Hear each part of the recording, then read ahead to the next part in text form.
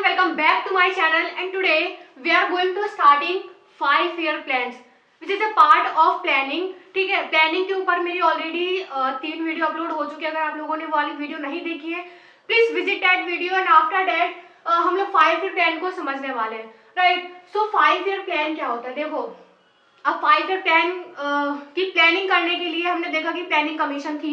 Right, तो planning commission एक ऐसी बॉडी थी जो कि प्लान को फॉर्मुलेट करती थी। हमने देखा था कि कोई भी प्लान क्यों बनाया जाता है। ठीक है, एक टारगेट एम को, एक टारगेट ऑब्जेक्टिव को कंप्लीट करने के लिए हम प्लान्स को प्रिपेयर करते हैं। राइट, सो इंडिया को अगर हमें आगे लेके जाना है, इंडिया की ग्रोथ हमें करनी है, तो हमें प्लान्स की आवश्यकता पड़ती है। राइट, सो उस टाइम पे क्या हुआ था जब कंट्री फ्री हुई थी ब्रिटिशर से।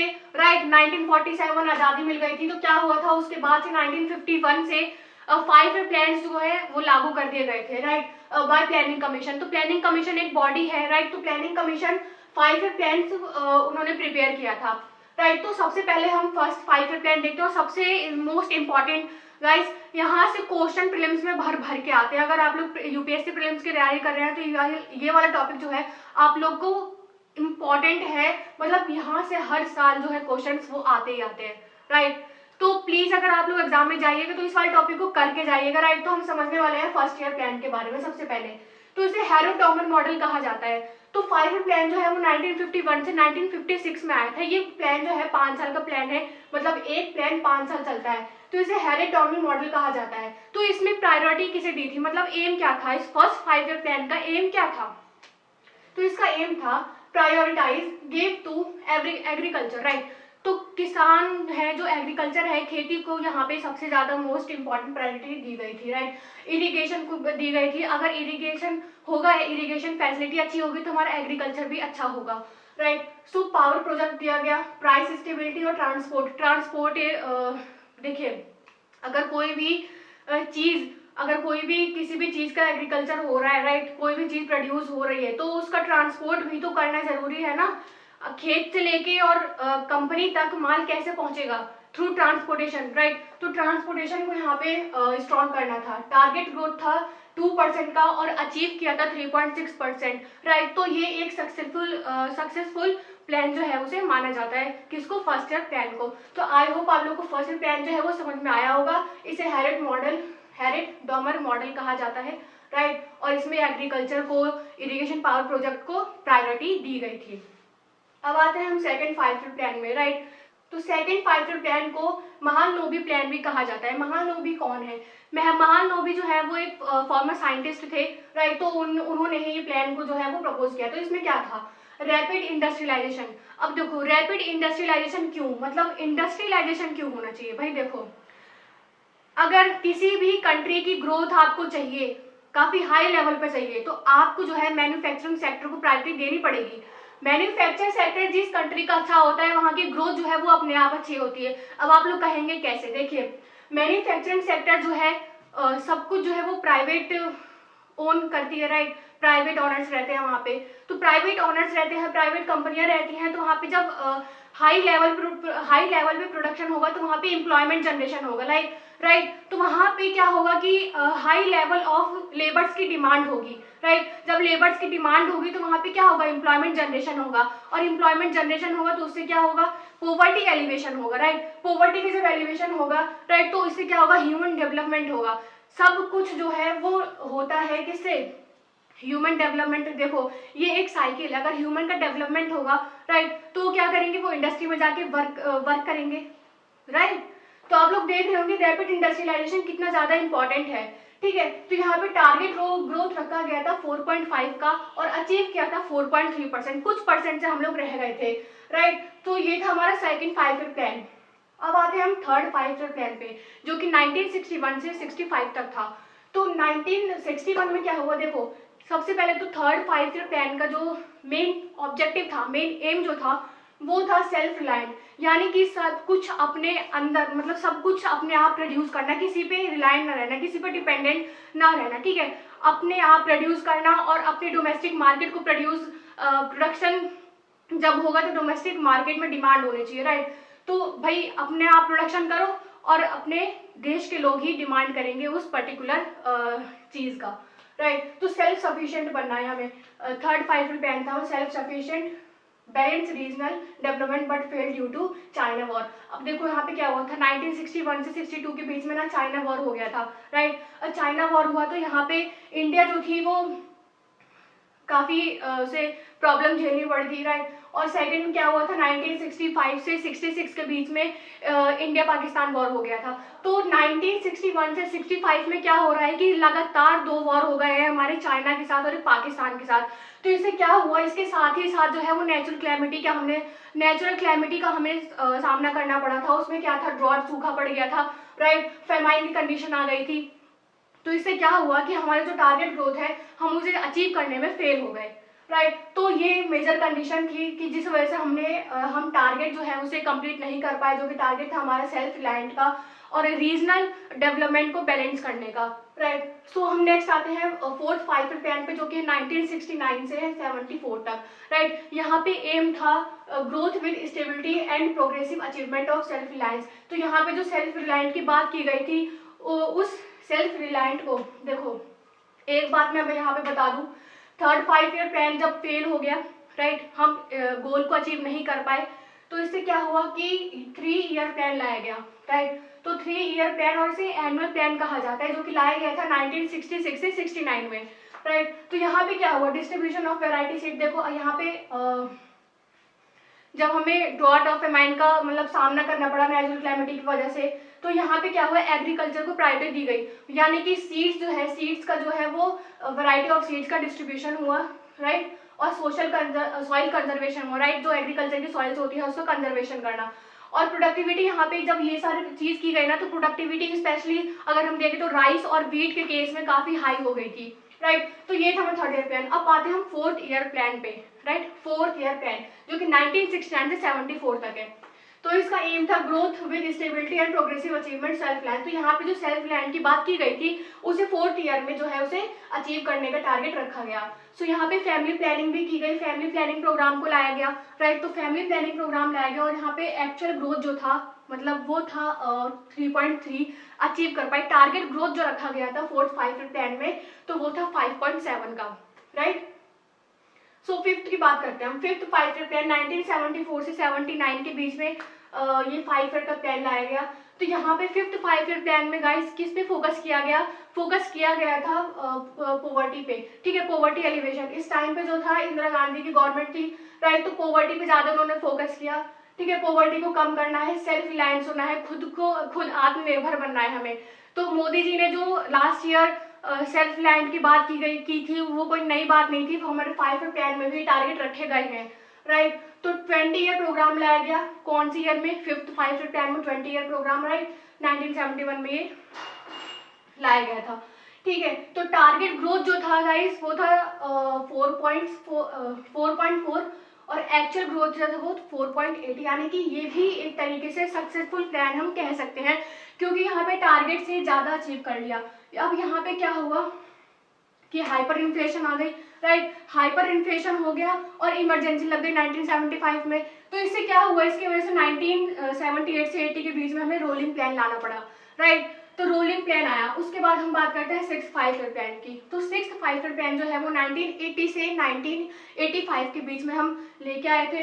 तो इसका स्लोगन था गरीबी हटाओ। इस टाइम पे इंदिरा गांधी की गवर्नमेंट थी, तो उन्होंने ये नारा दिया था कि गरीबी हटाओ, राइट, जिसके चलते वो फिर से आई थी पार्टी में, राइट, वो जीती थी। तो इसका एम क्या था, सोशल इकोनॉमिक इंफ्रास्ट्रक्चर को लाना, ठीक है, कहाँ पे, रूरल एरिया में, यानी कि ग्रामीण क्षेत्रों में सोशल इकोनॉमिक इंफ्रास्ट्रक्चर को हमें मजबूत करना है। तो ठीक है, और एलिमिनेटिंग रूरल पॉवर्टी, अब ग्रामीण क्षेत्रों में जो गरीबी है, राइट, उसको कम करना है हमें।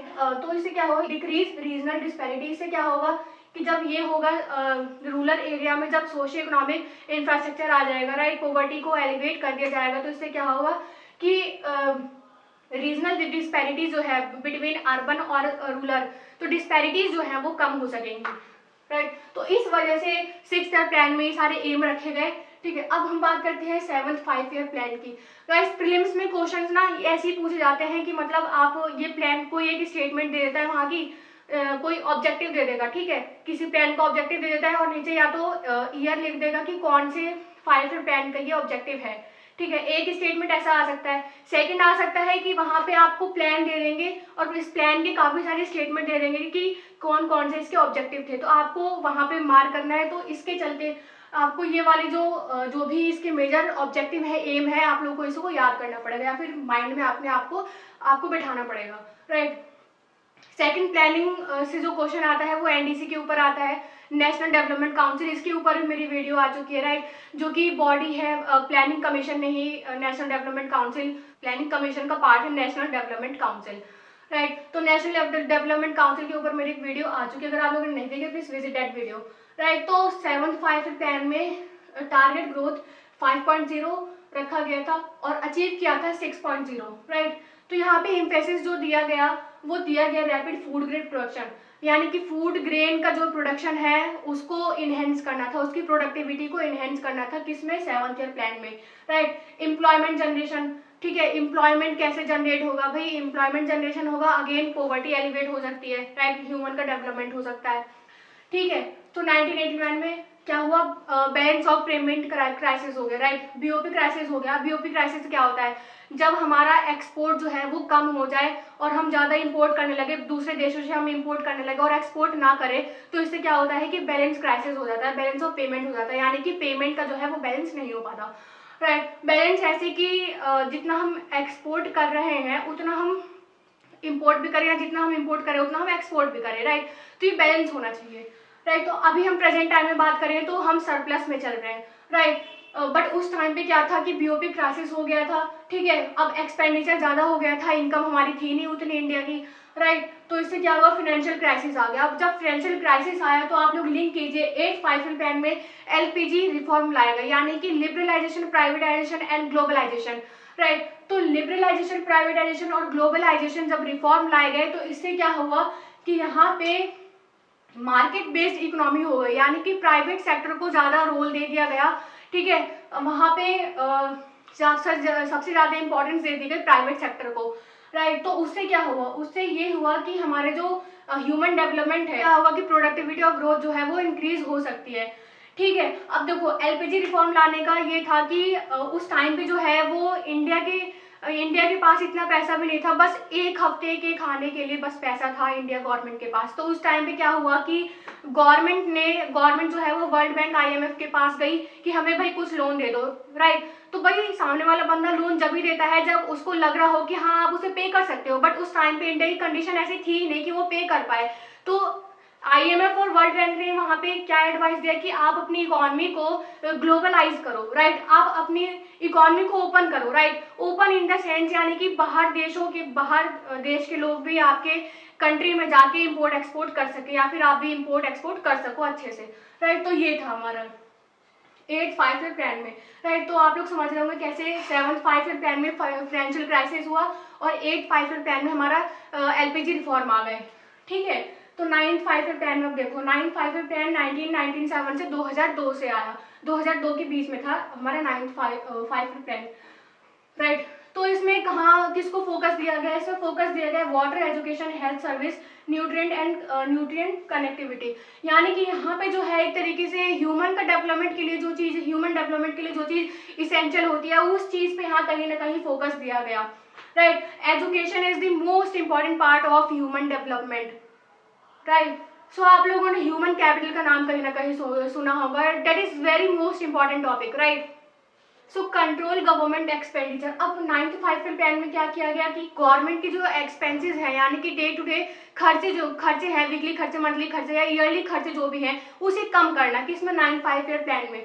तो यहाँ पे खर्चे क्या है, जैसे गवर्नमेंट के क्या क्या खर्चे होते हैं भाई, सब्सिडी प्रोवाइड कराती है गवर्नमेंट, राइट, पेंशन देती है, राइट। तो ये सब्सिडी और पेंशन जो है वो क्या हो गया, गवर्नमेंट के एक्सपेंडिचर हो गए, जहाँ पे लोग गवर्नमेंट जो है वो खर्चा करती है, राइट। तो सोशल जस्टिस की बात की गई, यहाँ पे सोशल जस्टिस की बात की गई सबसे पहले 9 5 प्लान में। गाइस ये वाला इंपॉर्टेंट है, ठीक है, आप लोग देख लेना इसे अच्छे से माइंड में बिठा लेना, ठीक है। तो इंक्लूसिव ग्रोथ की बात की गई यहाँ पे फर्स्ट टाइम यहाँ पे सोशल जस्टिस की बात की गई और इंक्लूसिव ग्रोथ की बात की गई, राइट। सो 10 5 प्लान में क्या हुआ, अब देखो 10 5 प्लान जो है वो 2002 से 2007 के बीच में लाया गया, ठीक है। 2002 से 2007 में यहाँ पे क्या हुआ कि यहाँ पे डबल की बात की गई किसकी, डबल पर कैपिटा इनकम की। अब पर कैपिटा इनकम क्या होता है, यानी कि प्रति व्यक्ति आय, यानी कि किसी एक टेरिटरी में जितने लोग रहते हैं उस इंडिविजुअल की, उस व्यक्ति में, वहां पे जितने भी पॉपुलेशन है उस पॉपुलेशन में अगर हम एक सिंगल व्यक्ति की बात करें तो उसकी इनकम को डबल करना, यानी कि उसकी इनकम जितनी भी हो, जैसे मान लो किसी एक पर्सन की इनकम हम मान लेते हैं हो गई 10,000 रुपए, राइट, फॉर एग्जाम्पल मान लो 10,000 रुपए एक साल की, तो उसकी दुगनी करना, यानी कि डबल पर कैपिटा इनकम यही होता है किसी एक प्रति व्यक्ति आय, ठीक है। इम्प्रूव क्वालिटी ऑफ लाइफ, अब व्यक्ति की यानी कि लोगों की क्वालिटी ऑफ लाइफ को जो है उसे इम्प्रूव करना, राइट, एक स्टैंडर्ड लाइफ जिसे हम कहते हैं ना उसे, तो स्टैंडर्ड ऑफ लाइफ यही होता है improve quality of life. So 11 5-year plan जो है वो 2007 से 2012 के बीच में था 11 5-year प्लान।